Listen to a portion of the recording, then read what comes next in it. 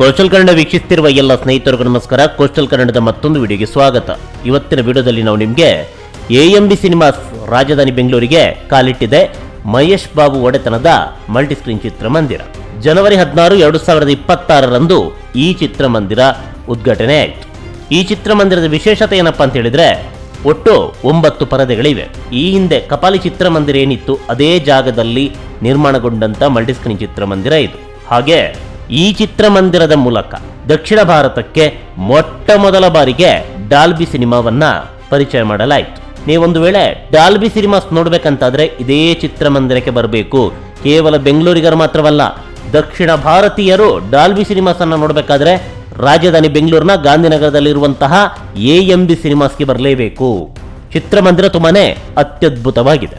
ಈ ಚಿತ್ರಮಂದಿರದ ಮುಂದೆ ಯಾವುದೇ ಬೇರೆ ಮಲ್ಟಿಸ್ಕ್ರೀನ್ ಚಿತ್ರಮಂದಿರ ಇಲ್ವೇ ಇಲ್ಲ, ಅಷ್ಟು ಅತ್ಯದ್ಭುತವಾಗಿದೆ. ಒಟ್ಟು 9 ಪರದೆ. ಈ 9 ಪರದೆಗಳ ಪೈಕಿ ಒಂದು ಪರದೆ ಡಾಲ್ಬಿ ಸಿನಿಮಾಸ್. ಇದರೊಂದಿಗೆ MB ಲುಕ್ಸ್ ಆಡಿಟೋರಿಯಂ ಕೂಡ ಇದೆ. ಅದ್ಯಾವ ರೀತಿ ಇದೆ ಈಗಾಗಲೇ ನೋಡ್ತಾ ಇದ್ದೀರಾ.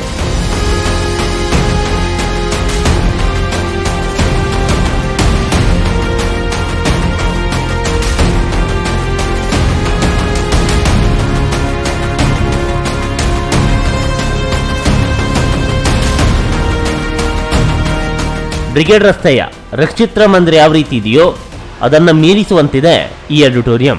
ಇನ್ನು ಚಿತ್ರಮಂದಿರದ ಲಾಬಿ ತುಂಬಾನೇ ಅತ್ಯಾಕರ್ಷಣೆಯಿಂದ ಕೂಡಿದೆ. AMB ಸಿನಿಮಾಸ್ನ ವಿಶೇಷತೆ ಏನಪ್ಪಾ ಅಂತ ಹೇಳಿದ್ರೆ ಇದೆ ಚಿತ್ರಮಂದಿರದ ಲಾಬಿ. ಜೊತೆಗೆ ಚಿತ್ರಮಂದಿರ ಕೂಡ ಅಷ್ಟೇ, ಆಡಿಟೋರಿಯಂ ಕೂಡ ಅಷ್ಟೇ, ತುಂಬಾನೇ ಅಚ್ಚುಕಟ್ಟಾಗಿದೆ.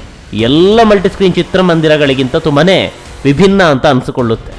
ಇದು ರಾಜಧಾನಿ ಬೆಂಗಳೂರಿನ ಮೊಟ್ಟ ಮೊದಲ AMB ಚಿತ್ರಮಂದಿರ.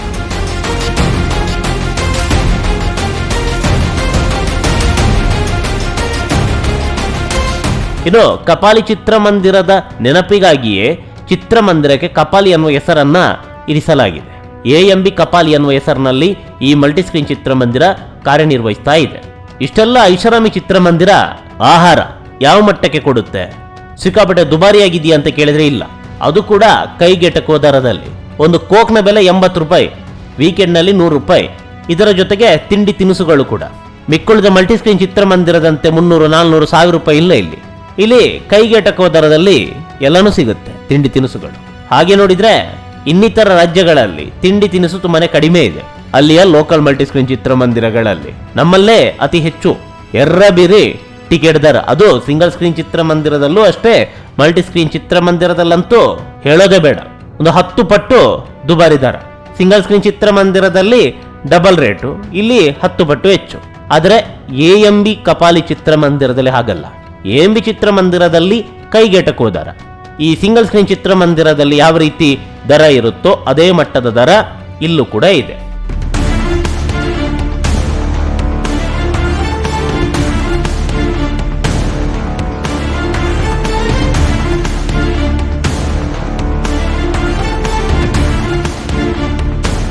ಇನ್ನು ಪ್ರಮುಖ ಸಂಗತಿ ಏನಪ್ಪ ಅಂತ ಹೇಳಿದ್ರೆ, ಚಿತ್ರಮಂದಿರದ ಒಳಗಡೆ ಮಹೇಶ್ ಬಾಬು ಅವರ ಫೋಟೋವನ್ನು ಹಾಕಲಾಗಿದೆ.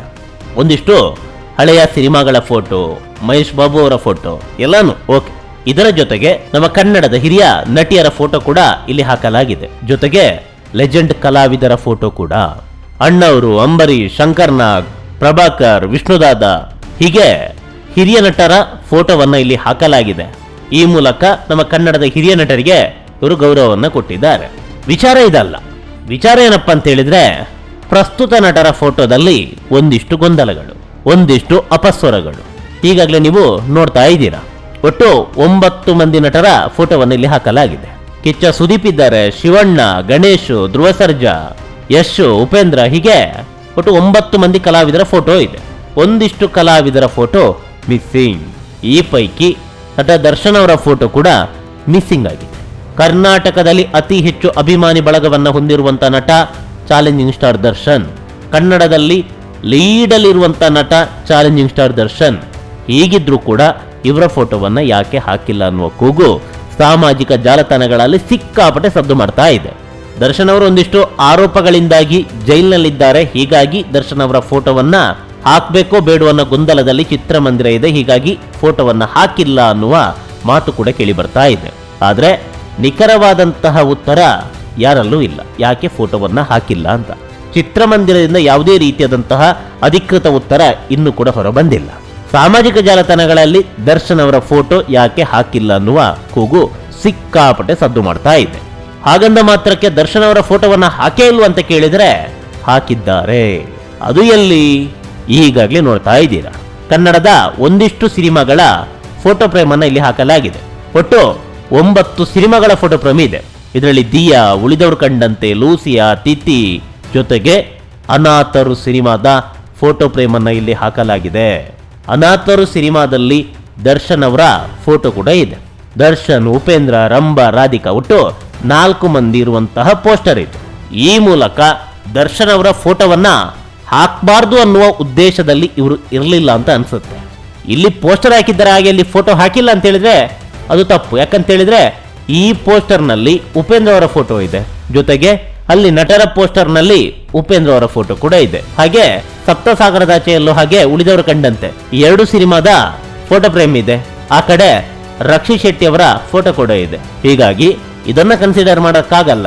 ಇನ್ನೊಂದು ವಿಚಾರ, ಇದು ಅಪ್ಡೇಟ್ ದೃಶ್ಯಾವಳಿ. ಈಗಾಗಲೇ ನೀವು ನೋಡ್ತಾ ಇದ್ದೀರಾ ಫೋಟೋ ಫ್ರೇಮ್.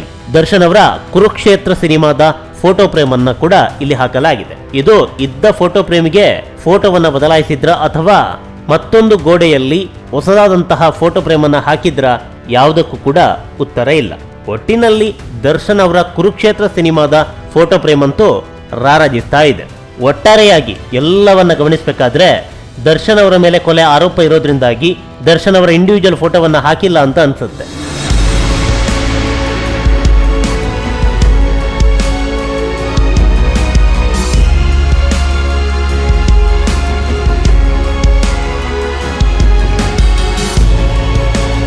ಅದೇನೇ ಇರಲಿ, ಅಂತಿಮವಾಗಿ ದರ್ಶನ್ ಅವರ ಫೋಟೋವನ್ನ AMB ಸಿನಿಮಾಸ್ನಲ್ಲಿ ಹಾಕಬೇಕಾಗಿತ್ತು.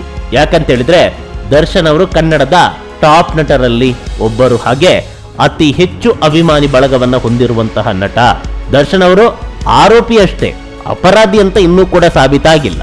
ಹೀಗಾಗಿ ಫೋಟೋವನ್ನ ಹಾಕಿದ್ರೆ ಸಮಸ್ಯೆನೂ ಆಗ್ತಿರ್ಲಿಲ್ಲ. ಅದೇನೇ ಇರಲಿ, ಒಟ್ಟಿನಲ್ಲಿ AMB ಸಿನಿಮಾಸ್ ಅಂತೂ ತುಂಬಾನೇ ಅತ್ಯದ್ಭುತವಾಗಿದೆ. ಪ್ರೇಕ್ಷಕರಿಗೆ ಮನೋರಂಜನಾ ಸದೋತಣವನ್ನ ನೀಡ್ತಾ ಇದೆ.